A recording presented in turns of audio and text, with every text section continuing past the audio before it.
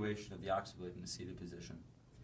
The thing that we want, we're going to assess both flexion, extension, lateral bending, and rotation. For the hand context that I want to use with the patient in a seated position, in order to be correct for this, what I'd like him to be is the top of his head at or below the level of my xiphoid. He's relatively tall relative to me, so a way that I can accommodate this is I can take him in a chair, and I can have him actually slump down in the chair slightly. In this case, I'm going to have him put his feet up on a bench. Once again, my goal is to get the top of his head below my xiphoid, so in essence, he's in my wheelhouse. The hand contacts that I'm going to use are universal. The main thing about hand contacts is as long as you're not putting yourself at potential risk for injury or your patient, they're allowable. So I'm just going to demonstrate a universal hand contact. The hand contact that I'm going to use is called the modified Spock, except somebody said, no, this is total recall, so whatever it may be. I'm first going to assess extension of the head or posterior rotation of the occiput. If we perform this correctly, think of the head as like a golf ball in a tee. Only the head will rotate and the golf tee or the neck will remain motionless. That's how we can isolate this joint. For this, I'm going to take my hand contacts. I'm going to take this one contact. My index is going to go in front of his ear, my other three fingers behind in the base of the occiput, my thumb pads toward the vertex of the head. I'm going to bring the joint to pre-tension. I'm going to posteriorly occiput, rotate the occiput to pre-tension. What is it going to feel like? It'll roll posteriorly effortlessly, and then suddenly I'll just feel it stop. When I feel that stop, I've brought the joint to pre-tension. Now I'm going to assess end play. I'm going to lightly spring through that joint to isolate the joint as best as I can. And what you should see is the chin jutting forward. Now his end play is virtually non-existent, and probably the reason you don't see it come forward. What I'm doing with my hands, remember movements are all circular. I'm actually coming around almost as if I'm scooping my hands. The patient will probably tell you that they feel a lot of the pressure is almost like compression, kind of a scooping motion through my thumb pads on the top of the head more than anything else. In extension, if you want to isolate the right side or the left side, what we do is we tilt the head towards that side. So I'm going to assess extension on the right. I'm going to tilt his head to the right, and then I'm going to posteriorly rotate to bring the joint to pretension. And then I'm going to lightly spring through. He has very little end play.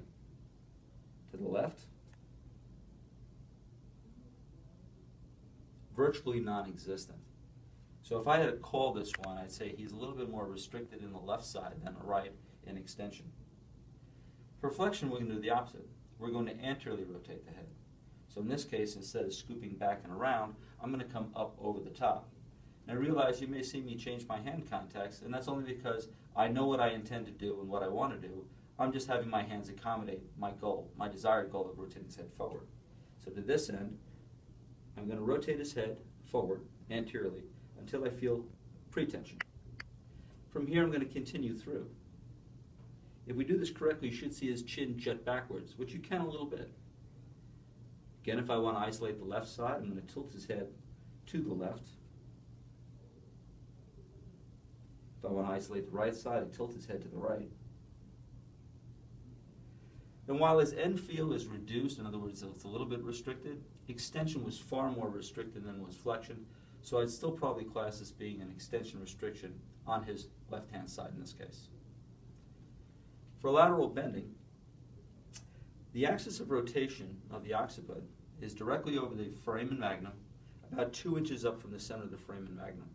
In essence, the axis of rotation tends to be a point about his nose or his ear from the side. So for lateral bending, we can actually utilize his nose as a visual aid to see if we isolate the joint well. In looking down over his head, if I do this correctly, his nose will not move and it'll stay over the center line. If while looking down, if I see his nose drift to the right or left, I'm adding in a little bit of rotation. I'm not really isolating the joint well in the intended movement of lateral bending. If I drift the head to the right or left, it's because my hands are not playing well together. This is all circular movements. So in essence, I'm taking my hands this way, and as I dive into his occiput down the condyle, my other hand across the way is coming up and over the top in equal and opposite movements. I'm going to bring the joint once again to pretension. And once I have pretension, I'm going to lightly spring through the joint, feeling the give or recoil or lack of it. And I'm going to assess left lateral bending.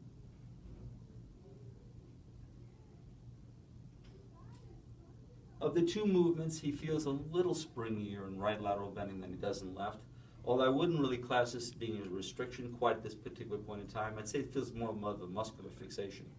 But this is going to be both right and left lateral bending.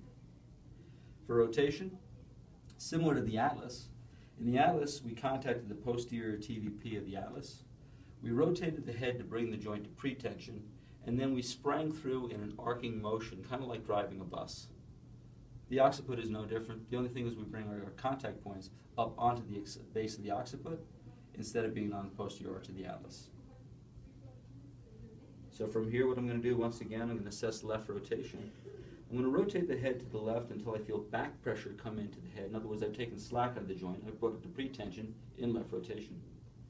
And then predominantly on my right side now, I'm going to spring through the joint as if I'm steering a bus to feel the give or lack of give in the joint. And now right rotation.